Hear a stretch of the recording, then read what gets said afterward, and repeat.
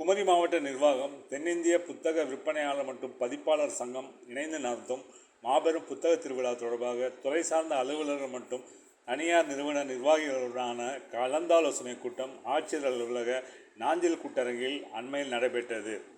பொதுமக்கள், இளைஞர்கள், குறிப்பாக பள்ளி, கல்லூரி மாணவ மாணவியர்கள் புத்தக வாசிப்பு திறனை ஊக்கப்படுத்தும் வகையில் புத்தக கண்காட்சியில் 100க்கும் அதிகமான அரங்குகள் வாயிலாக பொது அறிவு, தொழில்நுட்பம், அறிவியல், வரலாற்று, சரித்திரம் உள்ளிட்ட புத்தகங்கள் விற்பனைக்கு வைக்கப்பட உள்ளதாகவும், புத்தக கண்காட்சி நடைபெறும் ஒவ்வொரு நாளும் குமரி மாவட்டத்திற்குட்பட்ட பள்ளி, கல்லூரி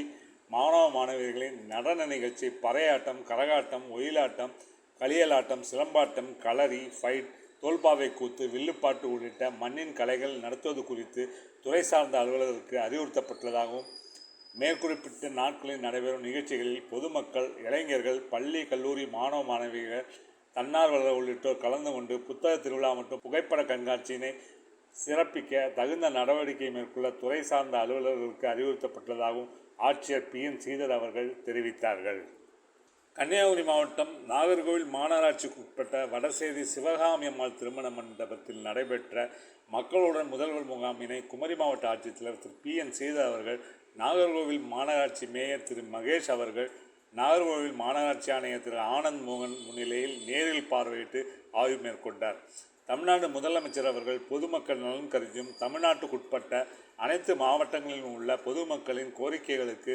முக்கியத்துவம் அளிக்கும் பொருட்டு கடந்த சில நாட்களுக்கு முன்பு கோயம்புத்தூர் மாவட்டத்தில் மக்களுடன் முதல்வன் என்ற புதிய திட்டத்தினை துவக்கி வைத்தார்கள். இத்திட்டத்தின் முக்கிய நோக்கம் கூலி தொழில் செய்யும் ஏழை எளிய மக்களின் வசதிக்கேற்ப அவர்களின் பகுதிக்கு அருகாமையிலேயே தங்கள் குறைகளையும் கோரிக்கைகளையும் தேவைகளையும் பூர்த்தி செய்யும் வகையில் அவர்கள் நலத்திட்ட உதவிகள் பெறுவதற்கான விண்ணப்பங்கள் பூர்த்தி செய்து வழங்குவதற்கேற்ற வகையில் மக்களுடன் முதல்வர் திட்டம் வழிவகை செய்வதாகவும், குமரி மாவட்டத்தில் வருகின்ற 12ஆம் தேதி வரை மக்களுடன் முதல்வர் திட்ட முகாம் நடைபெறுவதாகவும், அதன் அடிப்படையில் நாகர்கோவில் மாநகராட்சிக்கு உட்பட்ட 1, 2, 3 வட்டங்கள் அடங்கிய ஆளூர் பகுதியில், வடீஸ்வரம் பகுதியிலும், இந்து கல்லூரி கலையரங்கிலும், குஞ்சன்குளம் பகுதியிலும், இருளப்பபுரம் பகுதியும், பள்ளிவிளை பகுதியிலும் 8ஆம் தேதி அன்று பழைய மாநகராட்சி அலுவலக பகுதியிலும் நடைபெற்றதாகவும், நடைபெற்ற முகாம்களில் சுமார் 200க்கும் மேற்பட்ட பல்வேறு துறைகளுக்கான விண்ணப்பங்கள் பெறப்பட்டுள்ளதாகவும், பொதுமக்கள் அதிகமாக அணுகும் 13 அரசு துறைகள் சார்ந்த கோரிக்கைகள் அடையாளம் காணப்பட்டு அரசின் வழிகாட்டு நெறிமுறைகளின் அடிப்படையில்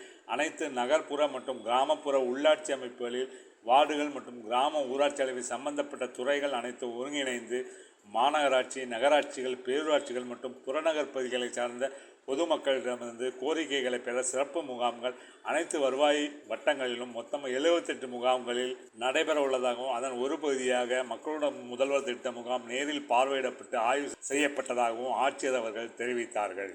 குமரி மாவட்டம் தக்கலை, கிள்ளியூர் மற்றும் திருவட்டாறு ஊராட்சி ஒன்றியத்திற்குட்பட்ட பகுதிகளில் நடைபெறவுள்ள சாலை பணிகளை அண்மையில் பால்வளத்துறை அமைச்சர் திரு மனோ தங்கராஜ் அவர்கள் துவக்கி வைத்தார். கிராமப்புறங்களில் உள்ள பழுதடைந்த சாலைகளை சீரமைக்கவும், குறுகலான சாலையினை விரிவாக்கம் செய்து மேம்படுத்துவதற்காகவும் குமரி மாவட்டத்திற்குட்பட்ட கிள்ளியூர், தக்கலை மற்றும் திருவட்டாறு ஒன்றியத்திற்குட்பட்ட பகுதிகளில் சாலைகளை சீரமைப்பதற்காக விரிவான சாலை உள்கட்டமைப்பு மேம்பாட்டு திட்டத்தின் கீழ் 13.3 கோடி நிதி ஒதுக்கீடு செய்யப்பட்டிருப்பதாகவும், அதன் அடிப்படையில் கிள்ளியூர் ஒன்றியத்துக்கு உட்பட்ட இரவிபுதூர்கடை கருங்கல் சாலை மேம்பாட்டு பணிக்கு ரூபாய் 5.65 கோடி மதிப்பிலும், தக்கலை ஒன்றியம் வேர்க்கிளம்பி பேரூராட்சிக்குட்பட்ட தக்கலை தடிக்காரன்கோணம் சாலை ரூபாய் 2.4 கோடி மதிப்பிலும்,